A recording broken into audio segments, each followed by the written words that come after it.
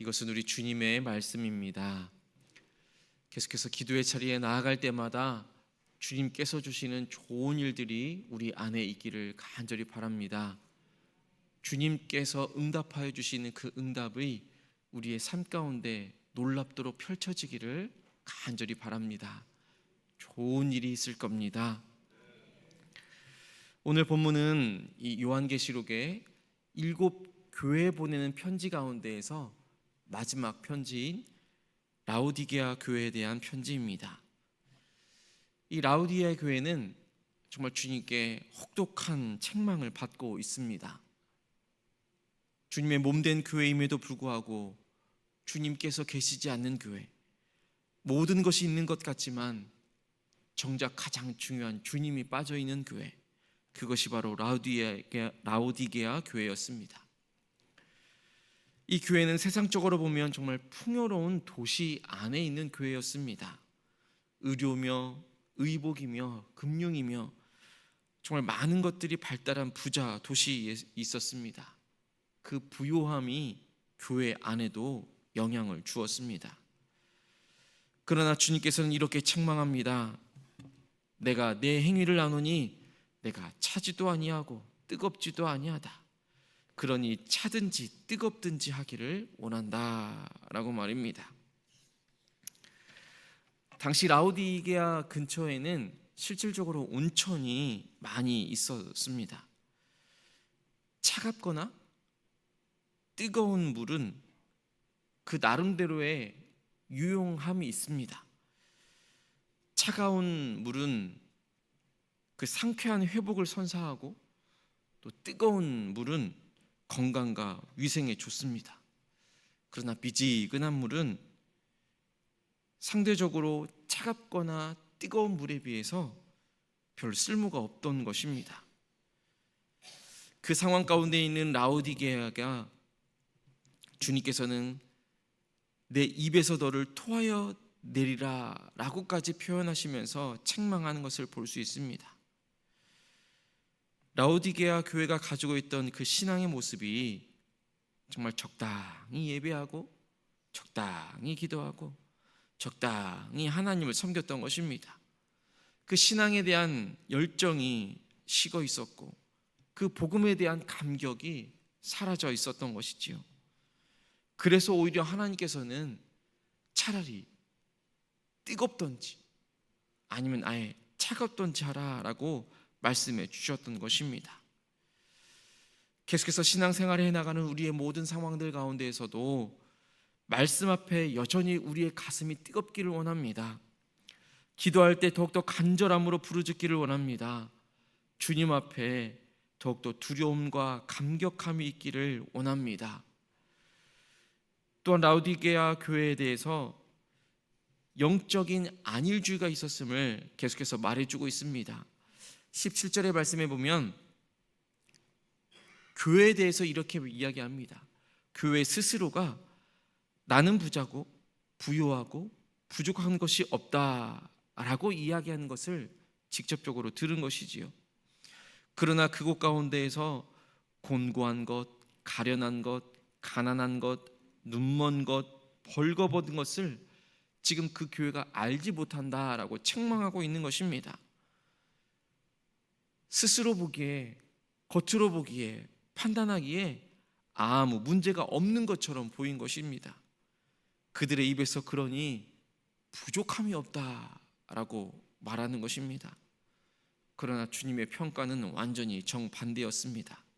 실상은 곤고하고 가련하고 가난하고 눈먼 자이고 벌거벗은 자였던 것입니다. 하나님의 평가와 사람의 평가는 완전히 다릅니다.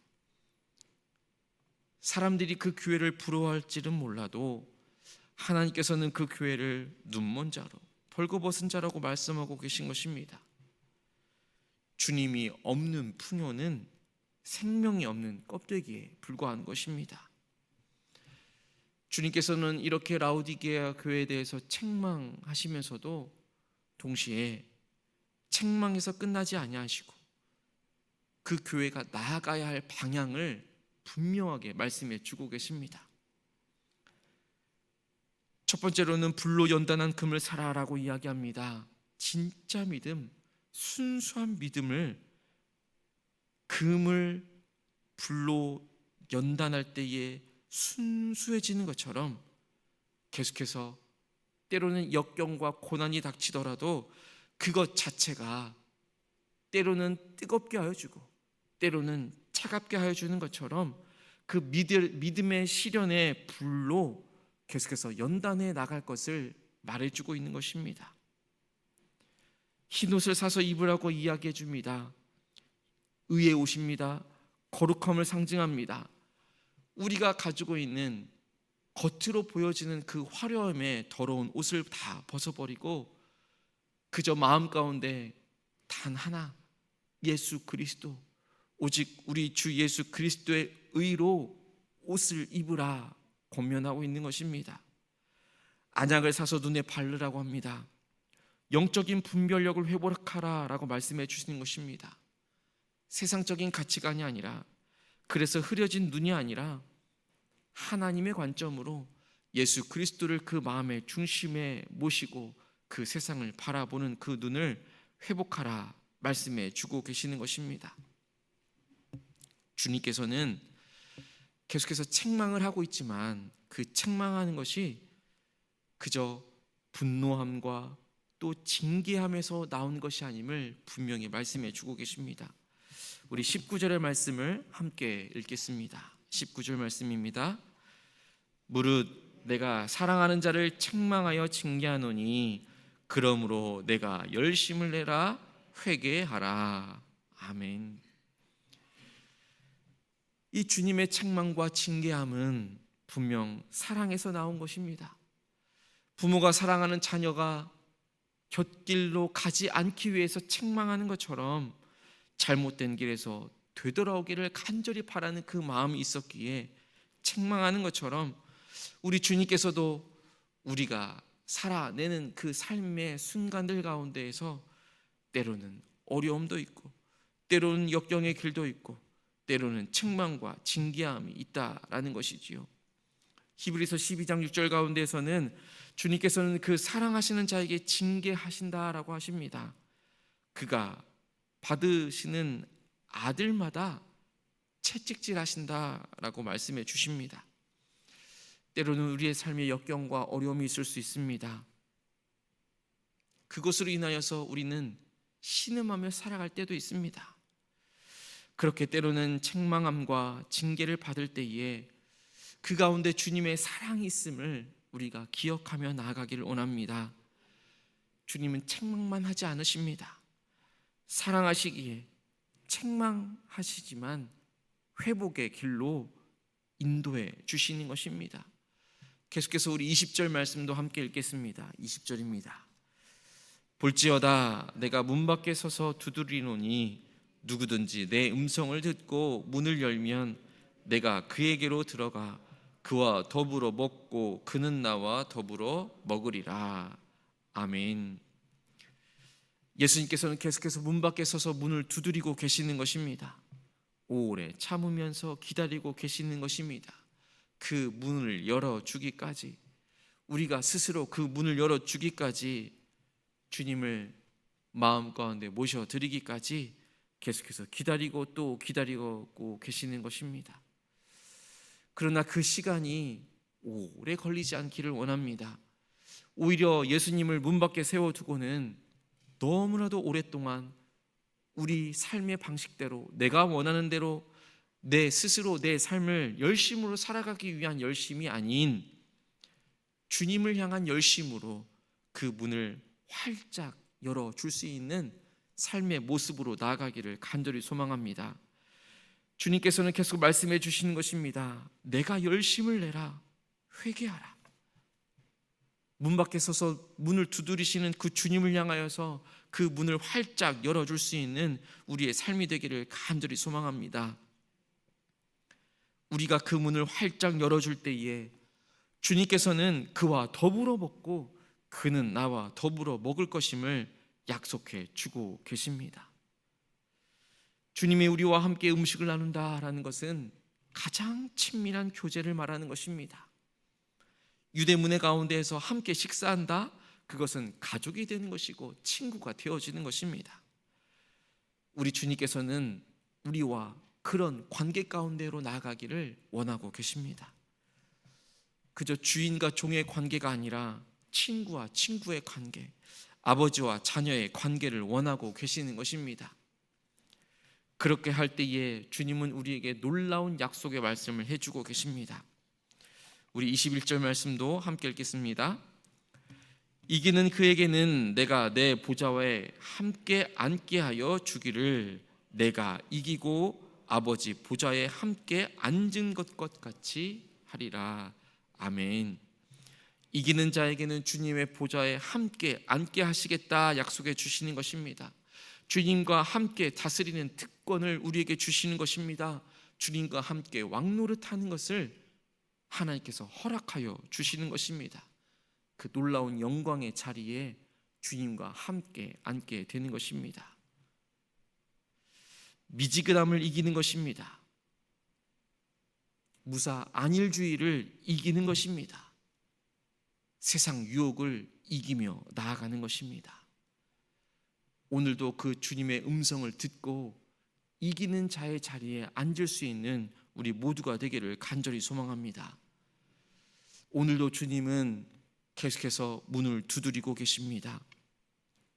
귀 있는 자는 성령이 교회들에게 하시는 말씀을 들을지어다 말씀하시는 것처럼 우리에게 주시는 이 말씀이 우리의 마음의 문에 활짝 열려지는 그 은혜의 말씀이 되어지기를 간절히 소망합니다.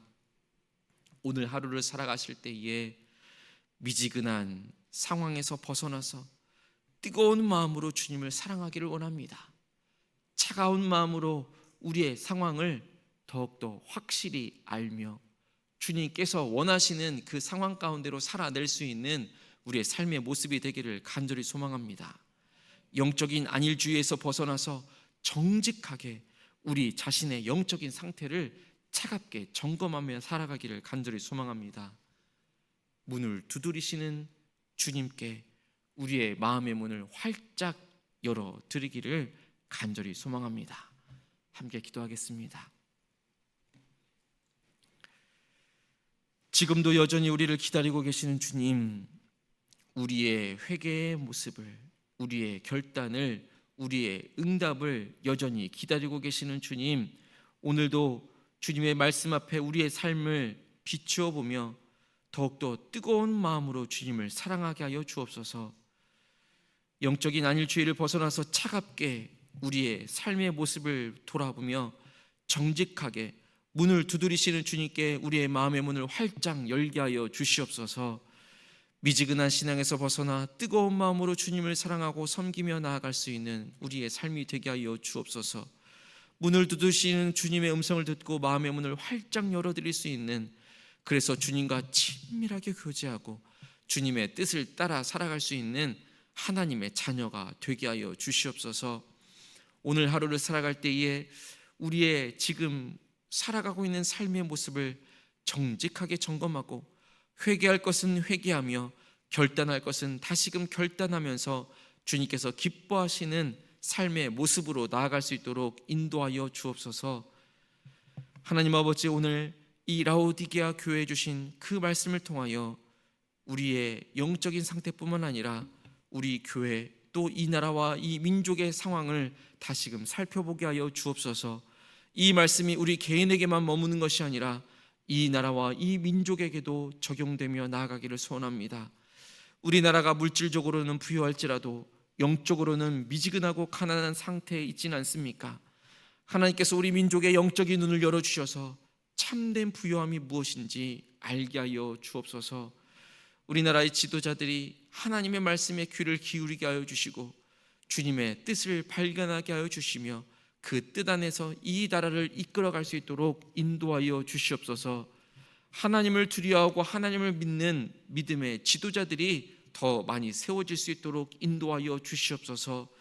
정치, 경제, 사회, 문화 모든 영역 가운데에서 하나님의 공의와 사랑이 실현되어질 수 있도록 주여 역사하여 주옵소서.